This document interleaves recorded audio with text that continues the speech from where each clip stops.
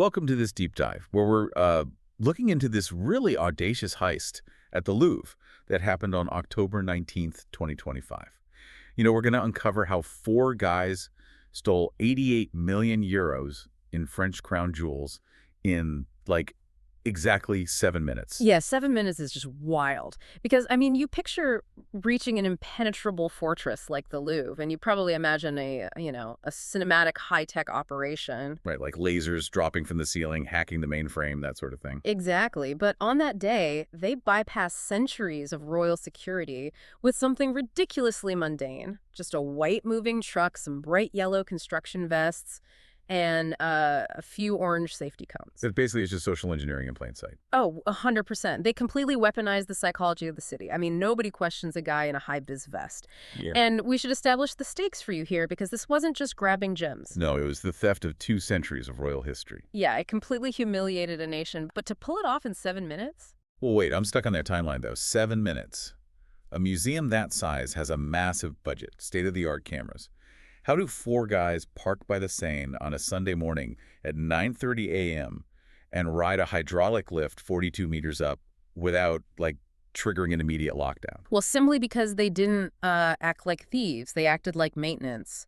Tourists are literally on the ground taking selfies while these two just ride the platform right up to the balcony of the Galerie de Palan. Wow, right to the royal jewel box. Yeah. And once they get up there, they don't even try to smash the reinforced bulletproof glass display cases. Because they used angle grinders on the structural hinges, right? Exactly. They bypassed million-dollar bulletproof glass by just cutting the $50 screws. That is just wild. But here's where it gets really interesting to me. They get inside, and they are standing in the exact same room with the Regent Diamond. Oh, yeah, the massive one. Right, a single stone worth 51 million euros. And they completely ignore it. I mean, if I'm pulling off a heist, I am grabbing the biggest rock in the room. Why walk past it? It comes down to this really chilling, strictly business logic. You just cannot fence the Regent Diamond. It is way too famous. Right, like you walk into a buyer with that, and every police force in Europe is on you instantly. Precisely. So Yeah. instead, they targeted the Napoleonic collection. They went for pieces like, a tiara with nearly 2,000 diamonds and Empress Marie Louise's emerald necklace. Which is brilliant in a really dark way. The massive diamond gets you caught, but a tiara with 2,000 tiny diamonds is essentially untraceable currency once you pop the stones out. Yeah, you just melt down the gold settings, you separate the diamonds, and suddenly they're sold individually as completely anonymous gems. So they stole history specifically because it could be destroyed and monetized. Exactly. But, going back to the actual breach, how did the museum fail so spectacularly? Right, you have guys running angle grinders for 7 minutes. Even if they looked like maintenance, the noise alone should bring an armed guard sprinting in by minute 2. Well, the thieves actually exploited a known, actively ignored vulnerability. Back in the summer of 2025, striking museum workers had warned management about camera blind spots and staff reductions. Oh, wow. So they knew? Yeah, the director, Laurence Descartes, even requested a security audit, but the funds were just delayed by bureaucratic red tape. Okay, let's unpack this for a second.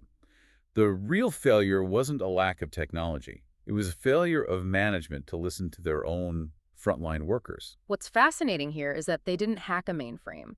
They simply weaponized the museum's slow bureaucracy, turning that systemic blind spot into their 7-minute advantage. But that window closed fast. It did. It was this hyper-precise military-style operation, but human adrenaline still takes over. They were rushing to beat the police response, dropping back down to the street to jump onto waiting Yamaha scooters. And as they exit, they try to yank Empress Eugenie's massive 1853 crown through a jagged hole that's just too small. Right, and they drop it right on the cobblestones. And that adrenaline led to an even bigger mistake. They left behind a motorcycle helmet containing traces of DNA. Which gave investigators the exact thread they needed to pull. Just a week later, on October 26th, the police arrested 2 suspects. One at Charles de Gaulle Airport, bound for Algiers, and another preparing to fly to Mali. Though it's worth noting 2 suspects are still out there, and 8 priceless pieces remain missing, which really exposed a raw nerve in French politics. Oh, for sure. It became a total political Rorschach test. Yeah, we saw leaders project their own agendas onto it. Just to impartially summarize the reactions here, President Emmanuel Macron framed it as an attack on cherished cultural heritage. Right, and then you had Justice Minister Gerald Darmanin stating it gave France a terrible image, focusing on the national PR side of things. While opposition leader Eric Ciotti used it as proof of state collapse.